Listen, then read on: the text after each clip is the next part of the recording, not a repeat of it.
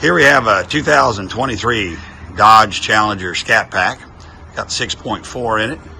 Customer wanted to liven it up a little bit, so we left it all stock in the back, as you can tell, and changed out the mid mufflers. Put some 3-inch muffler delete pipes in there. A little bigger pipe gives a little throatier sound. It's all stock up front, so this will just wake it up a little bit.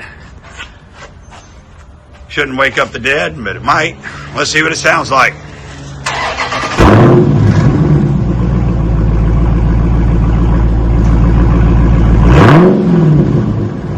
Oh yeah, that's rumbling.